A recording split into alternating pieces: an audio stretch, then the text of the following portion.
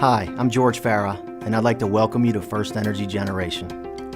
At First Energy, the safety of our employees, contractors, and visitors is our top priority. We are committed to providing a safe and healthy workplace. This program provides an overview of First Energy's expectations for contract workers at our facilities. As a contract employee, you work for the company that hired you, and this orientation program will give you the information, tools, resources, and organizational expectations you need to safely and successfully work in a First Energy facility. You will notice our Target Zero safety symbol on banners and signs around our stations. They are a constant reminder that we treat no job as routine. We want you to approach each task with the same sense of awareness, respect, and care as if you were performing it for the first time. Working together, I know we can assure we all return home safely to our families and friends. Thank you for listening, and please make safety a way of life. All right, so I want to talk to you guys as we get started about First Energy's commitment to safety. First Energy Generation is committed to ensuring that all our contractors, visitors, and employees work safely on our job sites. We hope to achieve world-class safety by involving the culture of safety and involvement of our employees and contractors and visitors. We will work to eliminating injuries by reinforcing safe work behaviors and watching out for each other. Our company has a motto that says, Target Zero today, because we feel that accidents and injuries are preventable, but we have to look at it one day at a time. This cannot be something that's a long stretch goal. Each and every day we wake up and come to work, we want to make sure that we're targeting zero injuries. At First Energy, we have 8 safety principles that I'd like to discuss with you today. Number 1 is all injuries and occupational injuries are preventable. We truly need to believe that every time we step onto the job site. Number 2, safety comes before production. In my role of safety and production go hand in hand. We needed to make sure that it comes before production, but we also need to make sure that we have enough safety and enough production to go hand in hand to complete the work out in the field. If we have too much production and not enough safety, people get hurt. If we have too much safety and not enough production, we don't get the work done. So safety comes hand in hand, but it definitely comes before production.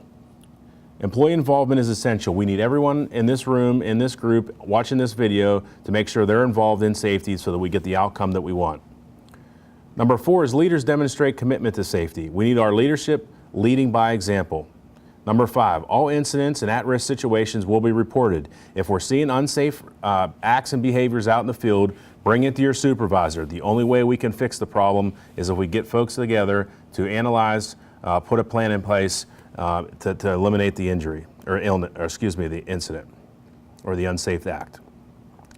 Number 6, working safely is a condition of employment.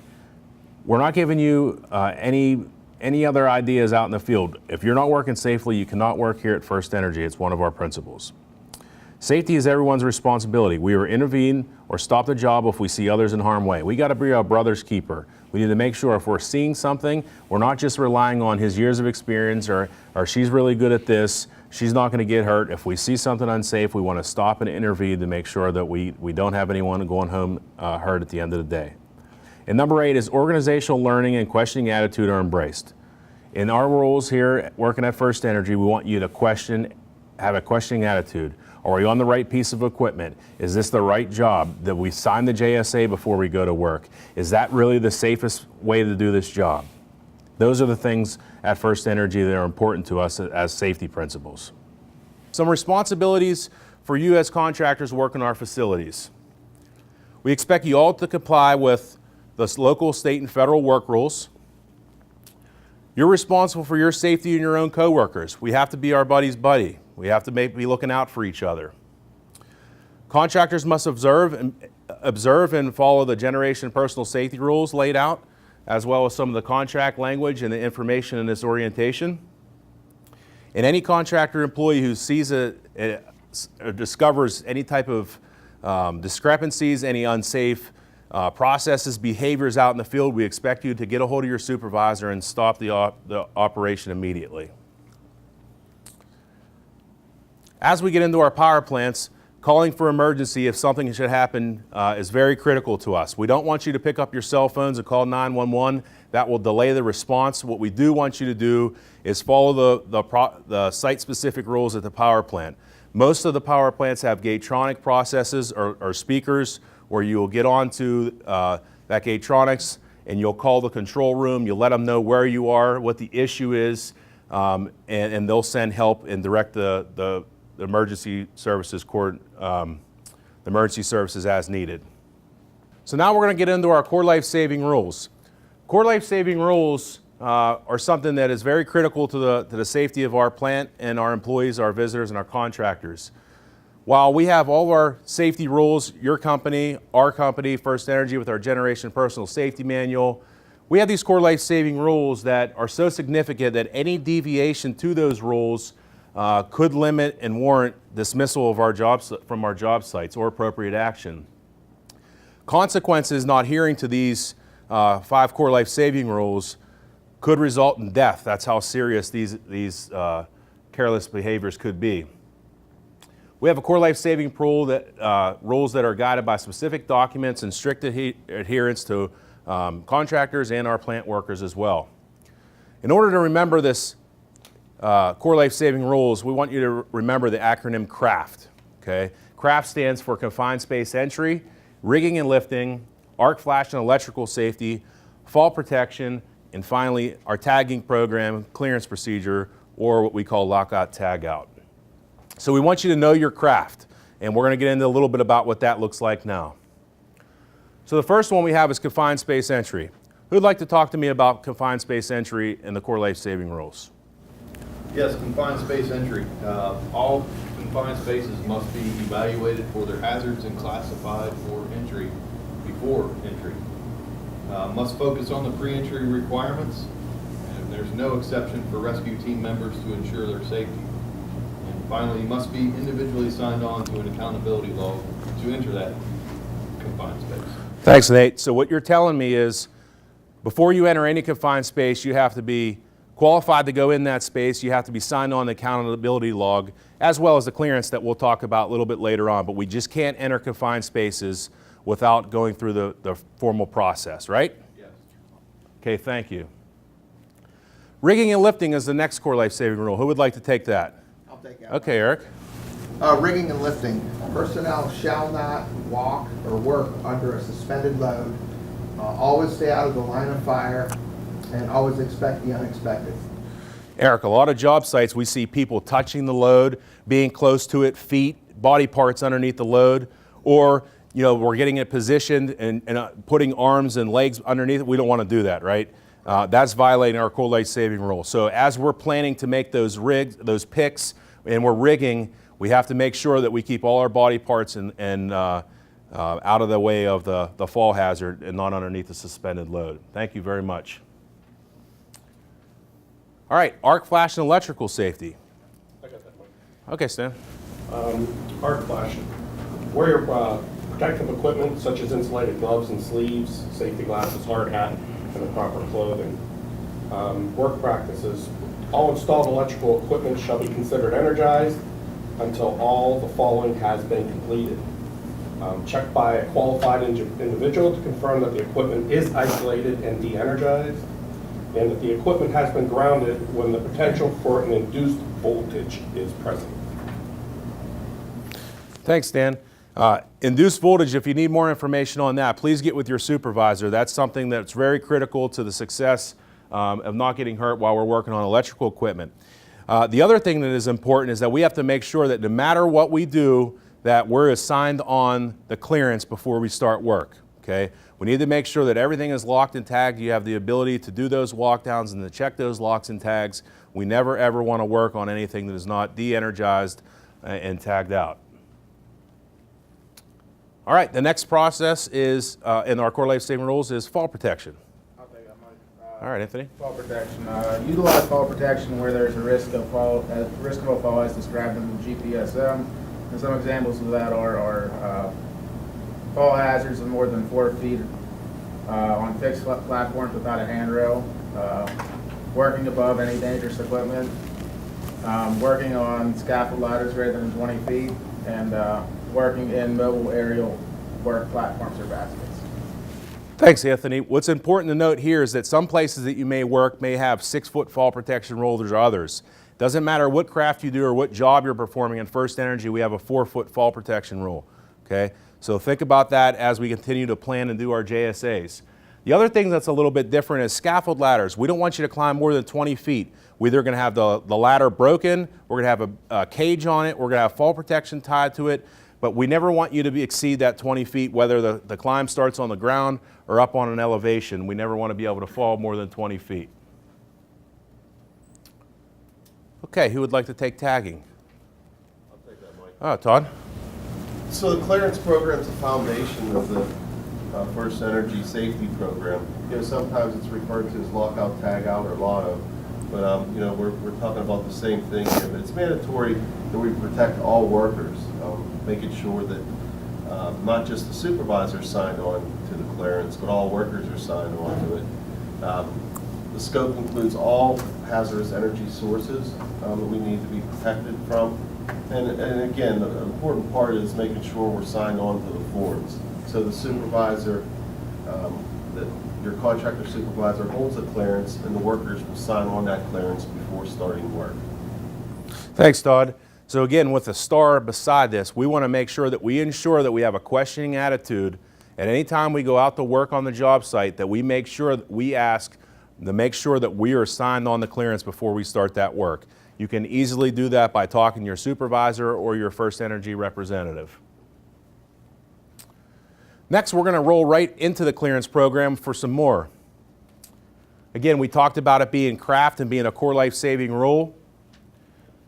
Hazardous Control Energy Program, it's a combination of locks and tags and forms in a process to make sure that people or our personnel are working safe.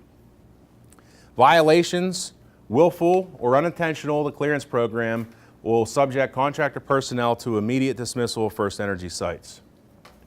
Some important definitions for you to note are if we're talking about it being cleared, it's safe to work on. If we released it, it's turned back over to operations and ready to run and put in the operation. So if you hear those terms, cleared and released, that's what they mean. Clearance program applies to newly installed equipment into First Energy. Clearance program does not apply to construction equipment that has not been tied into the plant system. So if we're building something new separate from the plant and we have not tied into the plant system, there'll be a separate process that we're put together with that work plan and pre-mobilization to decide how we're going to handle lockout, tagout. Contractor personnel shall not operate any valves, electrical switches, or set in motion any machinery that is part of First Energy generation facilities without first obtaining approval and operating instructions from the FE representative. Okay? Want to make sure that's very clear. Contractor personnel that need to work on any piece of equipment requires a clearance.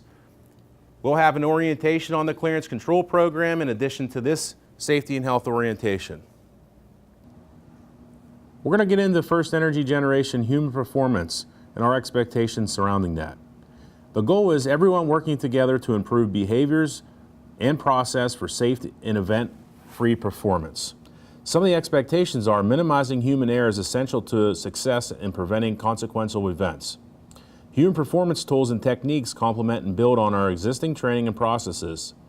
Consistent use of our tools creates a culture where how each job is done becomes as important as getting the job done. So again, as we're starting to take that into context, we have our bubbles of prevention, detection, and correction. And we're going to talk about those here in a minute.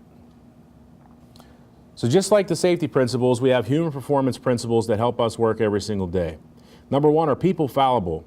Even the best make mistakes. That means we truly understand as human beings, we make mistakes. So human performance principles are giving us human performance tools that can help correct those mistakes that we make and not make them into catastrophic events. We'll get into some of those here in a little bit. Number two is air likely situations are predictable, manageable, and preventable. when we look at incidents and we start to investigate them, we always find out that they were preventable and we could have easily predicted them, and we need to manage them. So we know those as our human performance tools as well. Individual behavior is influenced by organizational processes and values. At First Energy, one of our logos is we value safety. We value safety as an organization. We value safety for our employees, for the safety of our plants, and our customers all around us. People achieve high levels of performance based largely on encouragement and reinforcement received from leaders, peers, and subordinates. It is very important to thank people and reinforce that positive behavior for maybe bringing up an example as a near miss, for reporting an injury, for stopping a process before it became unsafe into a large incident for us. So thanking folks and reinforcement the right behaviors and the right values are important. And number 5 is events can be avoided by understanding that the reasons mistakes occur and applying lessons learned from past events. A big part of First Energy investigation process is learning lessons learned, having discussions with the folks that were involved and applying those lessons learned so we can be a better organization after the event. People, plant, and environment and safety performance are intrinsically linked. An action or inaction at the step or step level could cause something to go wrong. So human error plays into people, the plant, and the environment. If we fail to take an action, somebody could get hurt, the plant could get damaged, or we could hurt the environment. If we take the wrong step, people could get hurt, the plant could have issues, and the environment could be affected. So why is this all important? Well, again, talking about human performance and that people are fallible, even the best make mistakes. The human error ties in all these subjects all around us and affects the safety, the plant, and the environment. And that's why human performance is so critical. And now we're going to go into some of the tools that can help us not have these errors and catastrophic failures out on our job sites. So I'd like to talk to you a little bit today about our core 4. These are some of the tools that Todd talked about, because we know you make mistakes. Even the best make mistakes. We know people are fallible, so we have these tools we put in place to help us. Again, this shouldn't be something separate from your work that you're doing out there in our power plants. It's a part of the process. It's a part of your daily work activity. And the first one we're going to talk about is task preview. Okay, we're going to get into what task preview looks like along with your JSA process. We'll talk about what we call the 2-minute drill. You might have heard it from other places. Take 2 for safety, stop for 2, procedure work, and adherence, instructions, following the plan that we have. We'll get into a little bit about that. And then verify and validate. We call it self and peer check. There's nothing more important than making sure that we're working on the right piece of equipment, that we're going to do the right thing on that critical step, that we're going to pull the trigger correctly. So first is the task preview. Before we start any job, what do we need to know? We need to know the hazards, right? Right, Art? We need to know the hazards so that we can put a plan in place. You have to address them. We need to address them, okay? We don't expect that just because you're a boilermaker, an iron worker, an electrician, that you know your job and you're going to go out there and perform your job accordingly. We want to step back. We want to plan the work accordingly. We're not in enough hurry that we can't spend time for planning, okay? So we need to go through that process. It doesn't matter if the task is low risk, high frequency, or high frequency, low risk. We need to have the same adherence and the same plan to go through those job steps. Believe it or not, we hurt more people walking to and from the job, don't we? Instead of actually performing the work. Well, why does that happen? Well, it's because we always walk to and from the job, right? So we have the ability for these low risk or simple repetitive tasks to get hurt more frequently than we do with those the low frequency, high risk ones. Once we analyze what the hazards are, then we have to put together a pre-job brief and a JSA to go along with it. So after your supervisor probably does the walk down out in the field, he comes back, he develops a JSA, we sit down, we do that pre-job brief, we take the JSA in the field, and we continue to go about our day. And as hazards and things change, we continue to update pre-job briefs and JSAs. We expect that people are going to challenge the safe work plan, okay? It happens. Most of the work we do is in construction. Is everything always the same that we planned it at 7 o'clock in the morning after we left the break room? No. Things change constantly, right? We want to continue to be questioning that. We want to continue to make sure we have a good, safe plan, okay? That you have the right tools and equipment to do the job, and we're not just trying to get by doing things. The next is the 2-minute drill, okay?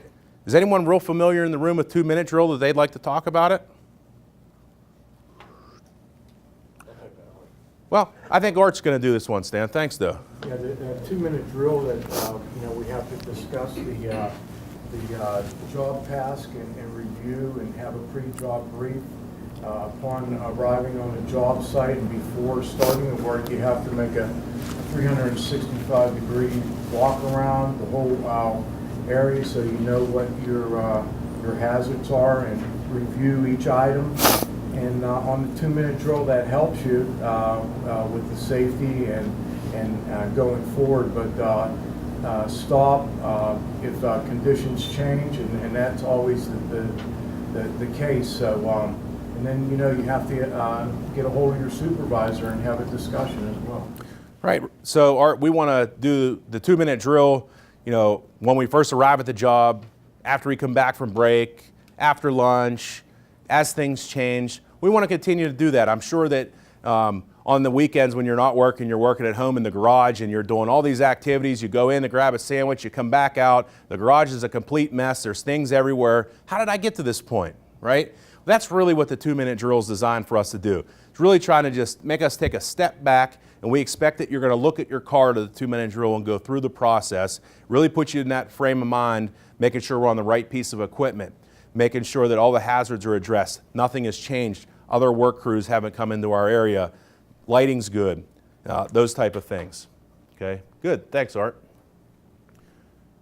Well, Stan, I think you can do good on the procedure, use, and adherence, right? I know your company spends a lot of time developing safe work plans. They get reviewed by plant personnel. You come to agreement on what we're going to do. You take the job-specific safety plan. You train your superintendents and your general foreman. They develop JSAs with the foreman, right? And we have these safe work procedures. Why are they so critical for us to follow those? It's the upfront planning, and that knowledge of what you're getting into prior to starting that task. So you already had some of your hazards known. Again, you still have to plan for the unknown too. So.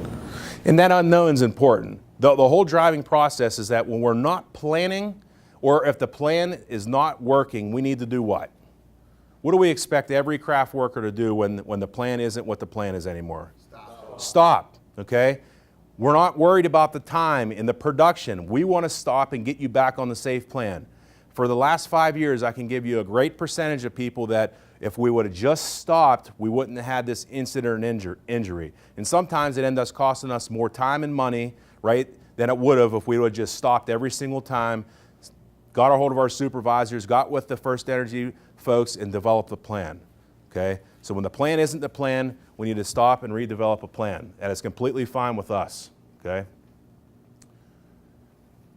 All right, we need to verify and validate. Self and peer check, we call it. Is anybody good at self and peer check, or what are we talking about here? What do you think, Todd? Well, one thing you want to do is make sure that you're following the procedure of work instruction in JSA for the work that you're doing. Think about the task, focus on it by stopping at that point. Acting, making sure that you perform the action of what you're doing. And you want to, on the review side of it, you want to make sure that the response is what you expected. If any time in that part of the work, if you don't think things are going right, you want to stop and then ask for a peer check or talk to your supervisor. Again, working in teams. Everything we do, we work in the buddy system, right? So the acronym STAR, Stop, Act, Think, and Review. The important pieces are thinking about it. We should touch it. Is this really what we're doing? Are we working on one Bravo scrubber, one Delta ID fan? What are we working on? Is that what piece of equipment we're supposed to be on? Eric, do you agree that's the piece of equipment that we're supposed to be working on? That form right there says that we're supposed to be working on 1 Delta ID fan. I agree. And that's what we should get out of it. So what's that hurt? It takes 2 minutes. We already have a buddy working with us anyways. Okay? So again, let's get in the habit of self and peer checking. Here's a great shot of the 2-minute drill card. Every craft worker that comes into orientation should get a 2-minute drill card. Okay? Again, the part of that process is for us to read down through the card. It just refreshes you. It gets you back in the mindset of what we need to be doing. Do we have the right barriers? Has anything changed? Procedure use and adherence, the core 4 that we just talked about, and any of the task preview hazards that we need to address. Okay? Again, all this do give you a couple minutes just to refamiliarize yourself with what's going on. We're going to talk about personal safety items now within our program. Never rely on PPE alone to prevent an injury, right? Do we know that? PPE is really the last line of defense. So if we're relying on PPE, we need to stop and do what we talked about earlier, get a hold of our supervisors. That's the last line of defense. We should never, ever be relying on that as the only safeguard to prevent injury. We're going to talk about some of the PPE that we're required. At First Energy, you're required at all times to have gloves on you. You don't have to be wearing them all the time. You have to wear them for every job, but you have to at least have them on you in case you need them. Same thing with hearing protection. It has to be on your person at all times. We require hearing protection at 85 dBA. Okay? In most cases, in any of our operating areas where there's equipment running, that will probably be the case for hearing protection. Head protection. Hard hats are required with the hard hat brim forward at all times, unless in the control rooms, office areas, or places that are marked that we don't need to have hard hats on. Heavy foot protection is required out in our facilities as well. Okay, steel or plastic toe shoe while working out in our plants. Eye and face protection is important to us. Safety glasses, right? The one thing about safety glasses is you need to make sure that they're the right safety glasses, they fit, okay, and there's not gaps in them. We never want to wear dark or cleared or mirrored safety glasses indoors. Goggles. Again, there are certain things that goggles may not be the most best looking thing or the most comfortable wearing, but there are certain applications where goggles are 10 times better than safety glasses, and some of those things may be where there's visible dust. If the JSA that you guys talked about before you start work requires it, any chipping or drilling, working with chemicals, or if we're using a grinding wheel or doing any type of grinding where we have the short face shield, that'll protect us and eliminate eye injuries by having those goggles on.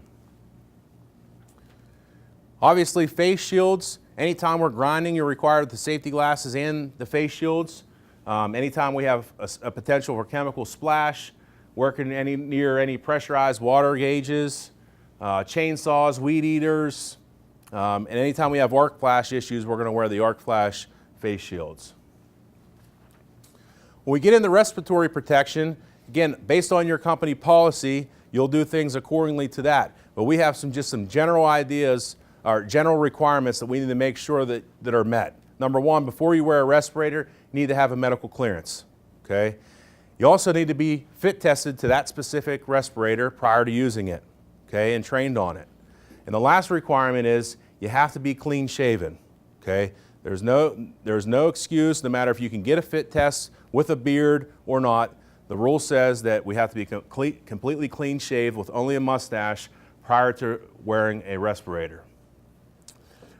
Respirators could be required for asbestos, any aerosols, potentially if we're welding without exhaust, working with any insulating materials, working in water vapors, any areas that are posted for respirator required, sandblasting, spraying.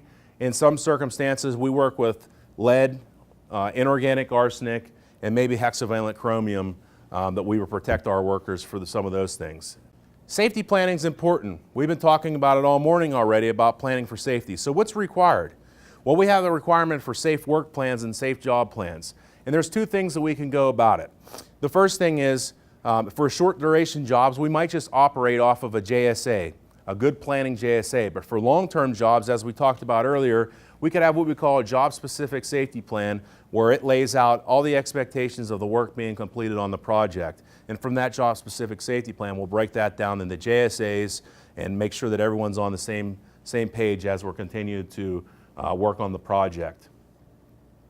Safe planning also includes the core 4 tools. Okay, we want to plan safety into the work, so we're going to use the 2-minute drill, the procedure, use, and adherence, which is really following the plan that was given, and then we're going to verify and validate as we're out in the field. If you're on site for a week or longer, you're required to have weekly safety meetings. Hopefully the First Energy representative will pop into those meetings, give you some feedback on how we've done for the week or ask some questions. Feel free to see those folks and ask them to come if you haven't seen them. Okay? And that safety meeting is an opportunity for you to bring up any issues that you see, regardless of who it's about or what it's about. It's an opportunity to get that stuff out in the open so we can take corrective measures to look at it. Injury reporting, it goes without saying. If you have any injury on our job sites, no matter what, we want to make sure you stop and report it to your supervisor immediately. We don't want to find out after you went home that something went wrong, right? We as a company want to understand what happened so we can help with your company address the corrective actions immediately so that we don't get anyone else hurt. And we also want to make sure you get the best care possible for you, and we can do that by immediately reporting them to your supervisor. Unfortunately, part of the work scope that entails and things that happen on our job site, sometimes disciplinary action or corrective action may be necessary to solve a problem. Any contractor personnel found in violation of any of the OSHA standards, site-specific rules, regulations, are subject to removal from our sites. Some of those things will be unsafe job performance, failure to pass substance abuse tests, participating in pranks, practical jokes, fighting out of aggression, core life saving rule violations, such as lockout tagout violations, failure to be tied off at 4 feet, scaffold modifications made by someone else other than the competent person. And again, the only people that should be making scaffold modifications to anything is the company responsible for that and the competent persons to do so. With that being said, our substance abuse program is laid out like this. We have entrance testing, we have random testing, we have for-cause testing, we have post-incident testing, we have reasonable suspicion testing, and these tests are mandatory for anyone working on our sites. If you do not pass one of those tests or fail one of our substance abuse tests, you will be dismissed from our site from a minimum of 1 year. Next, I'd like to talk about hazard communication. All employees have the right to know what chemicals they can encounter or working with while working at First Energy. If you have any questions or concerns with those, we'll make the safety data sheets available to you. Please talk to your supervisor who will get with your First Energy contact, and we'll make those available to you. Some examples of hazard communication include the NFPA diamond. And just a quick short on the NFPA diamond. Blue means health hazard, okay? 0 to 4, 0 being not harmful, 4 being the worst. We have fire hazard, reactivity is the yellow, and specific hazard will be the white, okay? So a number associated in those boxes will tell you if they're all zeros, there is no hazard. If there's a 3 in fire hazard, that's a very significant issue that we're going to be dealing with fire hazards. Some examples of hazardous chemicals and materials that you may find on our sites. We potentially could have lead, asbestos, inorganic arsenic in the fly ash, lime, crystalline silica. If you work at Bayshore plant, we have a petroleum coke product, waterborne pathogens, hexavalent chrome, boiler gases, radiation, combustible dusts. Okay, we have hazards on our job sites. We need to prepare for those accordingly. Next, we're going to get into confined spaces, another core life-saving rule. First Energy generation plants do contain confined spaces. Contractor personnel will work in accordance with our First Energy confined space program. Confined space program includes accountability procedures for personnel that enter the space, regardless of whether it's permit required, alternate procedure, or non-permit confined space. That means that you must be signed on, just like a clearance, to be able to work in a confined space. So what are some examples of confined spaces out in our plants? Anthony? Some examples are boilers, manholes, cooling tower basins, large pipes, lagoons. Yeah, boilers, ductwork, manholes, all those things, right? And whether it's permit required or alternate procedure or non-permit, we're going to talk about that, reclassified non-permit. But anytime anything's in operation, the first thing we must consider is it's permit required until we identify and go through the process to see what we got completely, okay? Every confined space is going to have a unique space number. So that, again, back to that verify, right, and validate, self and peer check. We need to make sure that we're working on the right piece of equipment. The space number will match the space in the signage as well as the logs that you're going to sign on. We have confined space surveys available at locations in our power plants in different places.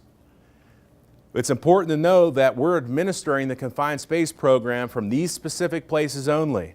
The only place that you can get a confined space in our power plants are control room tagging areas. They could be the same thing down in the coal handling area / scrubber office. That's the only place, if you want to get on a confined space, you should go to. Just a quick shot of what the form looks like. Just letting you know, a unique identifier for each plant and each space. Signage will be placed above the openings that you go inside. And another good reminder, we do not enter any spaces unless we're signed on. And what do we do if we're not sure? We stop and ask, okay? It only take a minute. We stop and ask. So earlier I talked about some classifications of confined spaces, and they're a bit different. Permit required, alternate procedure, and reclassified. So let's start with reclassified. What's reclassified mean? Does anybody know? Todd? We evaluated the space and we were able to eliminate the hazards that exist to enter. So there's no hazard. There's no atmospheric hazard. There's nothing, right? So we classify it as non-permit. So what is the definition of a confined space? Nick? It's large enough to enter to perform some type of work. All right, large enough to bodily enter. What else? Limited means of access and egress. What else? Not designed for Human occupancy. not designed for human occupancy. Okay, so as Todd spoke earlier, if there is no hazard, we did all those checks, we opened up the doors, we made everything safe, there's no hazard that possibly can be in there, we operate that as a reclassified non-permit. All it requires is one air check for the day, and as long as you don't change the work scope that's laid out with your entry supervisor, things will stay the same. Alternate procedure is a little bit different, but it's almost close. It's the same thing. We eliminate all the hazards in the space, but there's one hazard that possibly could exist, and that's atmospheric. That may be welding, grinding, cutting, those type of things. Then we turn it into alternate procedure. When in change, we're going to continuously monitor the space for the atmosphere. And then finally, we have the permit required, which has all those hazards exist. We can't eliminate all of them, right? So we put things in place to make it permit required and to work safe. That could be having a sign-in, sign-out log, having an attendant at the doorway, continuously air monitoring, and having a rescue team evaluate the space and be trained to make a rescue out of the space that they're working in. Each classification has specific criteria. The entry supervisor shall certify the space. So while First Energy will open up the space and be an entry supervisor, each one of your companies working in that space will also have an entry supervisor. Those entry supervisors are responsible for you, the worker, and those entry supervisors will coordinate activities with the First Energy entry supervisor. If classification changes due to new potential hazards, for instance, we go into a boiler, right? We open things up, we do all our checks, we want to build scaffold, everything's good. We want to send workers in to do work in the boiler that's going to cause atmospheric issues. We will stop, we'll change from non-permit, we'll redo the permit and make it alternate procedure per se. Some prohibited conditions for working in a confined space. Anytime any of these situations come up, we won't work in confined space. If we have fires in confined spaces, we won't work in them. If we have unexpected or unidentified sparking or arcing, we're not going to work in them. Unexpected startup of equipment, we're not going to work in them. Failure to reduce forced air ventilation, we're not going to work in them. A lower explosive limit of 10% or lower, not going to work in it. Serious health hazards that may have no effect or safeguards, we're not going to work in it. If we can't remove engulfment hazards, we're not going to work in it. Remember, if the plan would be a retrieval and not a rescue, we're not going to work in it. Okay? We're just not going to do that type of work in confined spaces. Prior to entry into the confined space, everyone will log in onto the Contractor Accountability Log. From now on, I'll call it the CAL, okay, the Contractor Accountability Log. All entrants, while working in the space, will exit the space, list the time and date, and sign out of the confined space if, prior to signing off the associated clearance. So we're going to sign off the confined space before we sign off the clearance, just to be clear. When the work's complete within the confined space, we're going to sign off. When a prohibited condition arises, when an alarm sounds, right, unless it's planned for and protected by, and when ordered to by or exit by the entry supervisor or the attendant, we should come out of the space. We're going to talk about the process because you're signed on just like you are at the clearance.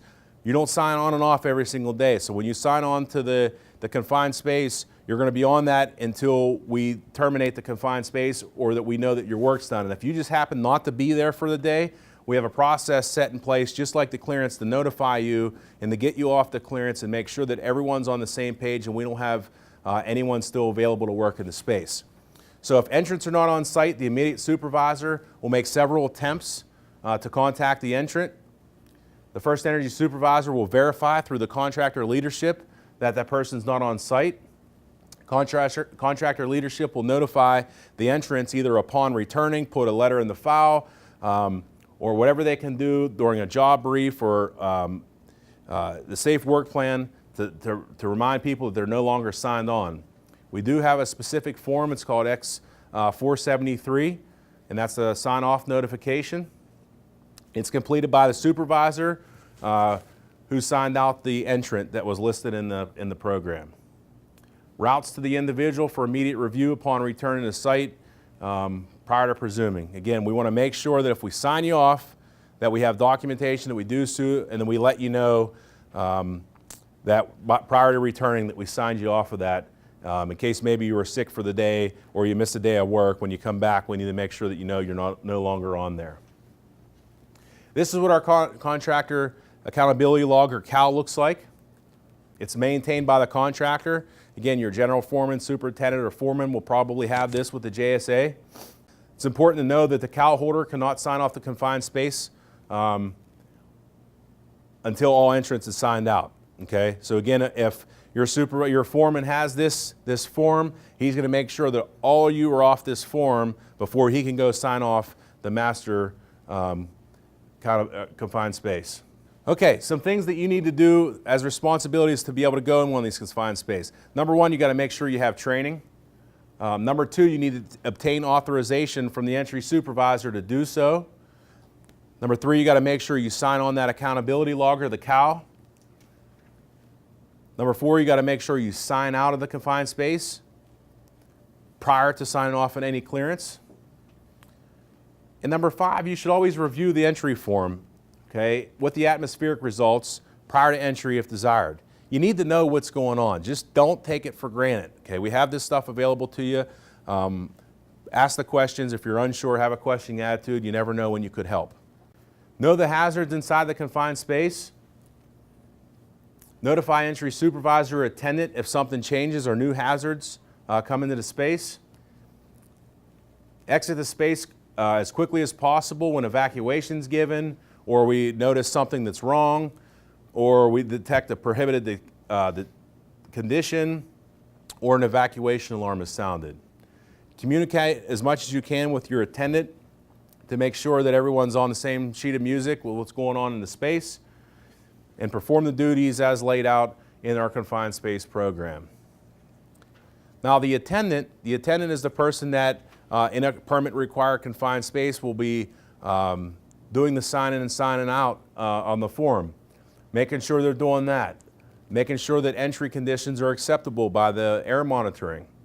They'll remain near the entrance of the confined space until everyone's out.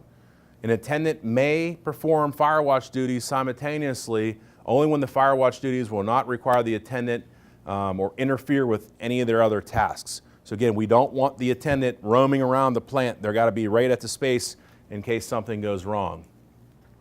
We're going to maintain an accurate accountability of the entrance, making sure we know exactly who's in and who's out. The attendant should also authorize entrance to enter the confined space. Yes, it's good to go. No, we can't go in right now for whatever reason. We never enter a permit required confined space unless the attendant is trained in that rescue and has proper emergency equipment, and another attendant is there to replace the attendant if he would go in. Shall not leave the entrance of the space while it's occupied. And we should continue to monitor activities. Again, peeking in every once in a while. Is everything going good? Do you guys need anything? Or on the radio, doing the same type of thing. So really just an added safety person as the attendant at the hole. The one thing that we need to do if we lose communications with any of the entrances, we need to get them out of there. We need to evacuate them if we lose control. We can't communicate with them. We never want to assume that everything's okay if we can't get a hold of them. Any situation arises that you see as the attendant, prohibited conditions, some sort of behavioral effect outside of the space, something's detected, something may go wrong in the plant, you hear an announcement, it's okay to pull everyone out, regroup, have that job brief again, and go through the process. Okay, now we're going to talk about fire protection in our plants. First Energy contains many different types of fire systems throughout each plant that you work at. We ask that you don't alter those or use those for anything else that they're designed to do. They may feed sprinkler systems and other fire protection systems that we need to be in place. So if for some reason you need to use or you think you need something, please contact your FE rep before doing so. Also, in addition to make sure that we're eliminating potential fires out into the work areas, we have a hot work program, permit program that your foreman or supervisor will get filled out and work with the plant to make sure that all the hazards are clear of the work area prior to performing any hot work. We need to make sure we have fire extinguishers or other firefighting equipment available in case something goes wrong. Fire hose and cabinets, again, they're only for emergencies. We shouldn't use those for items such as washdown and those type of things. We don't allow any on-site burning of any sort. Flammable materials shall be stored in flammable storage cabinets. Makeshift heating equipment is prohibited on our sites. The site shall be kept free of oily and soaked materials such as rags and those type of things. Portable lighting shall have the appropriate electrical safety devices on them and the rating for which they're being used. Housekeeping is important in any workplace in order to eliminate slips, trips, and falls and injuries. A clean housekeeping work area is a safe housekeeping work area. So we ask that you clean up after each other. We keep hoses, cords, leads, those type of things are off the ground at all times. Take the time, right, to get those things lined up before we start work. It will enable us to work safely, be more proactive, and we'll be more productive for doing so when those hazards are not in our ways. So we're going to get into a little bit of tools. At First Energy, we have some certain tool requirements and items that I'd like to talk to you guys about today. The first thing is all sledgehammers need to be fiberglass handles. Wood handles we've had issues with over the years, so any 8, 10, 12-pound sledgehammers shall be fiberglass handles. Power tools, we'll talk a little bit about power tools. They're a great part of our work environment, and we use them a lot, but they also cause many injuries if we're not giving them the due diligence that need be. So we need to make sure we're not using tools, we have them unplugged. We need to make sure that all the safety guards are in place. We need to make sure all the handles are in place. We cannot be taking handles off items like grinders and those type of things. Pneumatic tools need to have the pins in them to make sure that they're positively secured in the hoses, on the air hoses. We talked about grinders. We require an anti-kickback feature on the grinder. We require the dead man switch on the grinder. Grinders that don't meet these criteria shouldn't be on our job sites. Again, just reiterating, the handles are supposed to be on the grinder, so if you can't get the grinder in where the place that you want to put the grinder because of the handle, what should we do? Stop, get a hold of your supervisor, and figure out another plan on how to do the work. Box cutters is important. I'm sure everyone carries a pocket knife with them everywhere they go, but we prohibit them from using on our job sites. We've had many injuries with people pulling out their pocket knives and cutting themselves. With that being said, we go to an approved retractable device for a box cutter to use on our job sites. Extension cords shall be in good shape, right? We shouldn't have any frays, burn holes, wires sticking out of them. We need to make sure we use GFCIs to eliminate hazards with those. We never want to put the cords and leads again through the doorways, through walk areas that they can be pinched and damaged. When we talk about compressed air, we want to make sure we have the pins put into place for the hose clamps. We should never use compressed air to blow ourselves off or dust anything off, right? That causes more issues than what we need. We get into fall protection, and we talked about it under core life saving rules. We have a 4-foot fall protection rule, okay? Also with that 4-foot fall protection rule, if you think, a lot of times we wear 6-foot lanyards, yes? Well, 6-foot lanyard plus a 6-foot fall plus the shock absorbing in it, you basically, for those lanyards to work, have to be 18.5 feet, and on average, off the ground for the lanyards to work. So if we have a 4-foot fall protection rule and you can only fall 10 feet, those lanyards are not going to work for you. So retractable devices, horizontal lifelines, other things may be required. So don't assume that it's a lanyard only type operation. Get a hold of your supervisor if you have an issue with the PPE or fall protection that you have. It's very, very critical. Again, PPE is the last line of defense, that we're inspecting our fall protection prior to using it, making sure there's no burn holes, cuts, frays, tears, right? If this equipment, if for some reason you fall or something happens and you need to use it, we need to make sure it's in the best possible shape before you put it on. We do require 100% tie-off. So 2 lanyards, a single lanyard will not handle that. The last thing is about our roofs. On rubber roofs, some of the plants do not have, maybe have parapet walls, but may not have barriers or guardrails in place that are 39 inches plus or minus 3, where it's protect us. We don't believe that there's any safe distance from an unsafe fall or an edge. So if you're working on the roof that doesn't have handrails or it has a potential fall hazard, even though if it's 50 feet away, we need to handle the hazard. Same thing with working maybe in elevator shafts where we're lifting material up. There needs to be swing gates or barriers put, or we're tied off in fall protection so that the hazard is not mitigated. There's no such thing as the 6-foot leading edge rule where we can put a piece of red barricade tape up and protect from a fall. That doesn't exist anywhere. I don't know where we made it up, but hard barricades are required for anything over 4 foot. And we talked about working on roofs.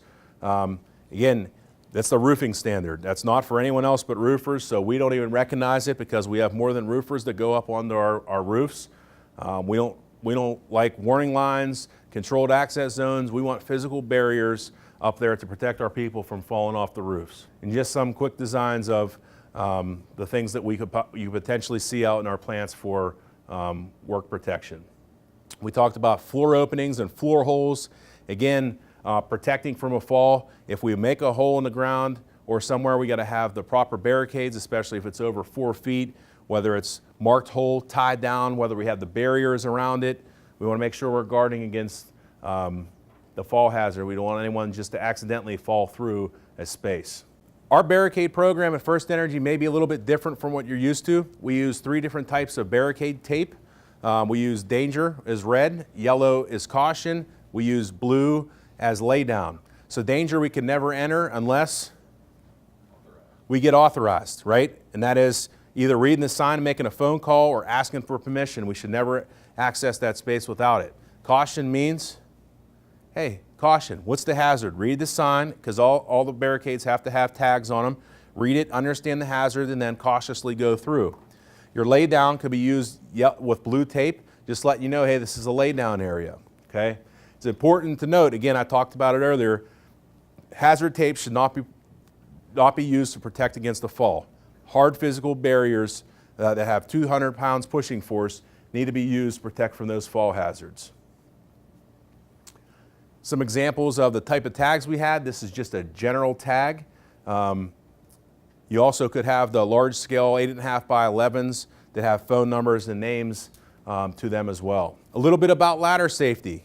Again, when we're raising ladders and we're putting ladders up into areas, ladders are dangerous, all right? But we need to make sure we want to use the 4-to-1 ratio to get that proper climbing angle. How can you tell what a 4-to-1 ratio is? Well, you basically can jump up on the first rung, reach your arms out. If it's comfortable, you probably got that 4-to-1 ratio. We also want to let you know that personal fall protection is required after 4 feet, okay? It's a little bit above the OSHA standard, but the OSHA standard says that you have to stay in confines of the ladder, maintain 3 points of contact. We have a pretty good idea when you guys are working off ladders that you always can't maintain 3 points of contact, and you're going to be moving around left and right, and we're trying to be proactive by eliminating a potential fall by requiring the fall protection in that area. We should obviously never use the top of a step ladder. We should never lean a step ladder and expect it to be an extension ladder going in and out of spaces. Again, that's a sign of laziness. We just need to go get the right ladder, okay, for the job. We'll talk a little bit about scaffolding, okay? We have a 3-tag system of our scaffolding program.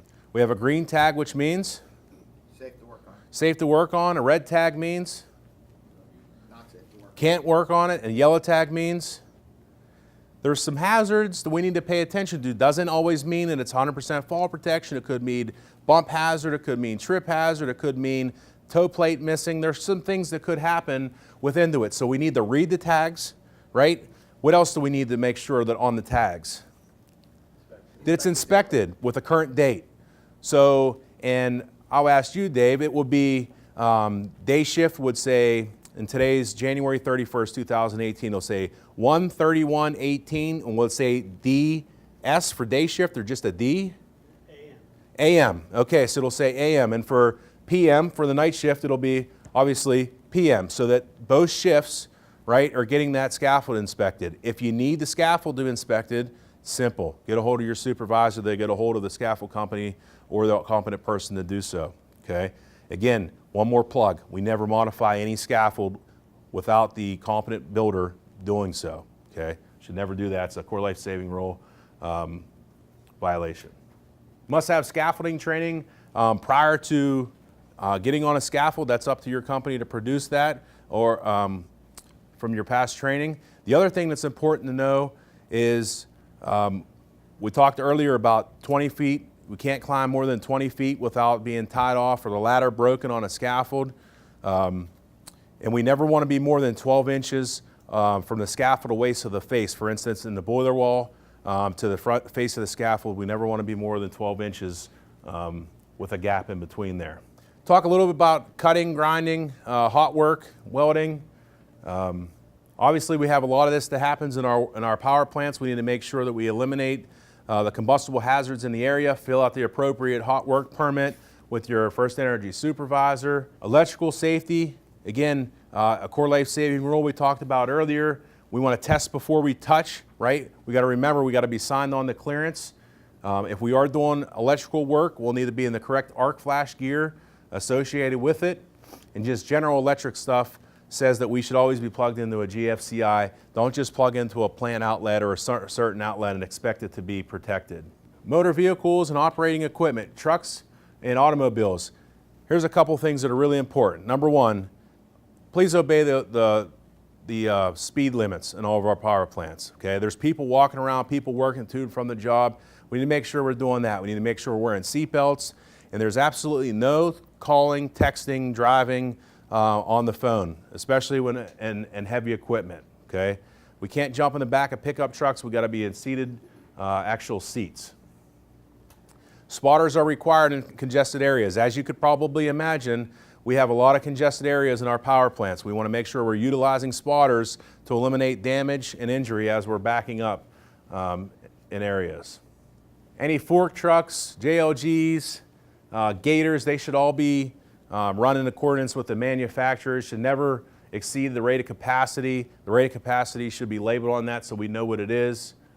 Power platforms, fall protection shall be utilized when the manufacturer says so. Obviously, the articulating booms always require them in your scissors lift. If the manufacturer requires it, we should definitely follow the requirements. Next, we're going to get into cranes and rigging. We have a First Energy rigging checklist. It's X4106 that should be filled out prior to making the lifts. The crane should be inspected prior to the operator of each shift. Inspection shall be documented. We're going to talk a little bit about critical lifts. Critical lift plan is required and as defined as a non-routine crane lift requiring detailed planning and additional unsafe or unusual safety practices. Some critical lifts include 75% of the load chart being hit, lifts made with more than one crane or a tandem, lifts involved in non-routine or technically difficult rigging arrangements, lifts over potentially occupied areas. Again, part of that plan is going to be the evacuation plan before we lift it. That's why the planning goes into place. Lift plan should be made available to you guys, to everyone. Again, it should be part of the job brief before you start the shift. Rigging, again, personnel shall be certified or qualified by your company to perform the rigging tasks on our job sites. We should always be inspecting our equipment prior to use, and we should inspect it at least every 24 hours. Visual inspection, pre-inspection should be performed by the users. Damaged or defective rigging should be taken out of service. And again, we have the contractor rigging checklist X4106 for your use as well. Talk about clearances. Again, just a basic OSHA standard with a table with approaches or what we can get to close to power lines. We should make sure that we have proper clearance maintained. We must observe and note the location of the power lines, and we should probably never be working within 50 feet of those energized lines without a detailed critical lift plan and planning with your First Energy rep. As we move from rigging into material handling, it's important for us, and again, maybe a little bit different from where some of the other places you work, that when you're moving materials such as pipes, tubes, bar stock, lumber, any other materials, that they shall be secured before being transported. Whether it's a fork truck, a crane, we don't care, we want the stuff being secured. When the material has the potential to fall to a lower level through rail openings, the openings shall be protected to prevent the material from inadvertently passing through the opening. Again, we've had these issues over the past, so we're putting these barriers in place to help protect us for the future. If you're working anywhere near the water, out on one of the rivers or lakes that we have working near us, an approved life ring of 90 feet or more is required. The U.S. Coast Guard approved life jacket or work vest, or buoyant work vest shall be properly worn when working over those bodies of water where drowning exists. Again, prior to wearing those, we should do the inspection. A manned safety boat shall be positioned upstream when there's a danger of drowning. All contractor personnel on boats or rafts shall be properly wearing the flotation devices. We should have the 90-foot ring as well, and a good pre-job brief with the completed to make sure that we have everything in place that we need to, especially before any diving activities or commercial diving operations to the standards. In our plants, we do have excavation, shoring, and trenching that happens out in our plants. Sometimes we have the ability to need to dig things up, and we need to, before we do, there's a, what do we call the number that we call? If we were out anywhere, 1-800. 811? Yeah, 811 dig, right? That has the ability in our plant. We have that same process built into a digging plan that we have as a program, and we will do that so we can mark where the lines of the utility lines or the underground lines are to prevent us from hitting some of those. Excavation and shoring shall be done under the direction of a competent person. Again, that competent person will inspect the excavation, make sure that the safety barrier is in place each and every day before the start of the shift. Just some other bullet points to consider. A common sense survey, visually identify the space, make sure that there's no hazards that exist. If so, we put barriers in place, such as the shore blocks on the screen. We'll look at the drawings, again, to see what kind of underground lines we have or things underground. Work with your FE rep for that as well.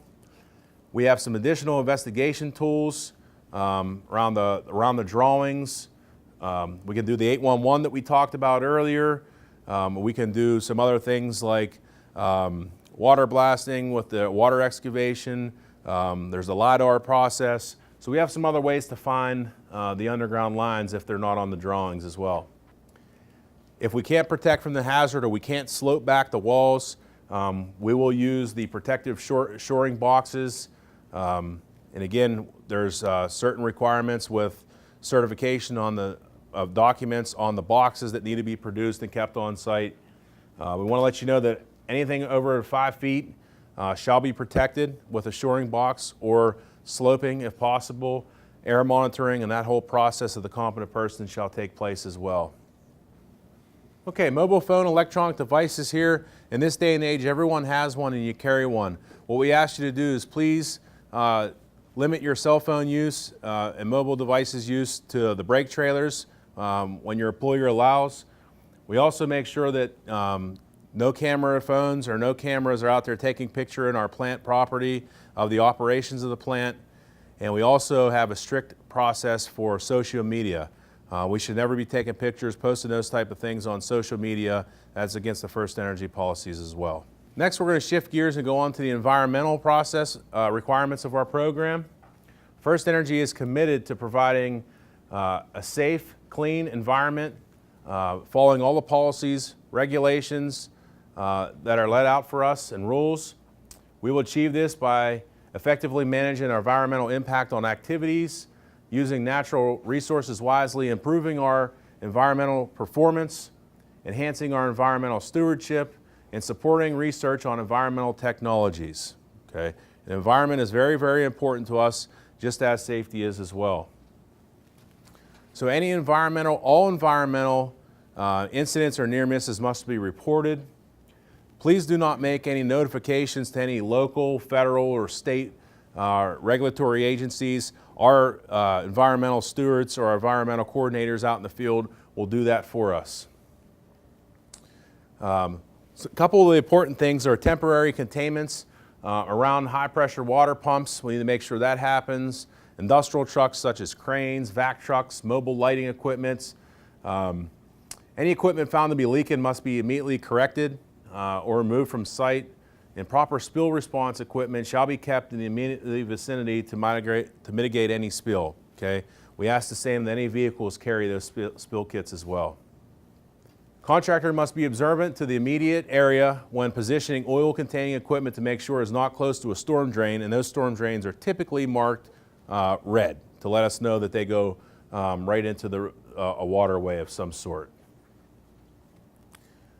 Again, when we're talking about, it's a very small picture, but there's a nice containment around the bottom of this truck to eliminate anything that could come out of the truck. We're going to eliminate into that containment so we could safely take care of it.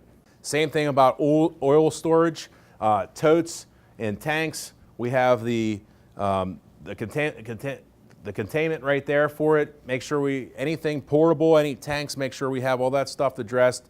55-gallon drums or greater must be stored on pallets is another critical piece as well. You also must perform daily inspections on your oil-containing equipment to make sure there's no leaks, the fittings are all in good shape, all the containers, and First Energy may do some inspections on those as well. Storage of empty storage container or unapproved locations is prohibited. No chemicals or fuel shall be permitted to be stored in the disposal area footprint by any cool combustion product or CCB landfill or disposable impoundment facility. Again, when we talk about rainfall release and secondary containment, many storm drains lead to the waterway. These storm drains are typically painted red or have some sort of permanent writing on them. These storm drains are typically being plugged, as you can see in the picture. The discharge of any of this uncontaminated storm water to, the discharge of any material other than uncontaminated storm water is strictly prohibited. So again, if we see those storm drains not in place, again, it's another opportunity for us to stop, get a hold of our FE supervisor, FE rep, or our supervisor, and figure out why that they're not. We also could protect the waterways by using some of these things, whether we're plugging drains, using absorbent pads, covering with temporary mats. again, work with the First Energy rep to lay those things out. If discharge or imminent discharge of a prohibited material occurs, the contractor should immediately notify their FE rep so that we can get the process underway to take care of it. If the FE rep could not be reached, then the station control room is the next best possible place. Okay, again, everyone should understand how to get to the control room. Some things about waste management that are important. No aerosol cans, fluorescent lamps, electronic waste, computers, circuit boards, any of that stuff can be placed into plant trash. No chemicals or liquids or oil in the plant trash as well. There's designated locations specifically for those. Again, real simply, just get a hold of your First Energy rep and figure out where those are. No chemicals, oils, or liquids may be placed in the plant trash. Do not mix oils, solvents, chemicals, or waste. Again, you see what we're trying to accomplish. We have specific locations for all those waste areas. When we're talking about sludges and slurries, we want to make sure that we have no spills. We have a zero spill tolerance with those items. No leaks from tailgates, no transfer of waste from wheels to axles, no dusting of waste from open top trucks. Again, this all applies to cleanouts, oil water separators, basins, lagoons, impoundments. Again, we want to make sure when we're loading that stuff up, we have it secured. Well, with that being said, I'd like to thank you for participating in our contractor safety, human performance, and environmental orientation. If you have any issues while working out on our plants, we want you to please get a hold of your supervisor to work with our First Energy contact, or what we call the FE representative. We appreciate what you guys bring to us and the help that you're in support that you're going to do for us, but we ask that you absolutely work safe while you're on the job. And good luck, and thank you for your support.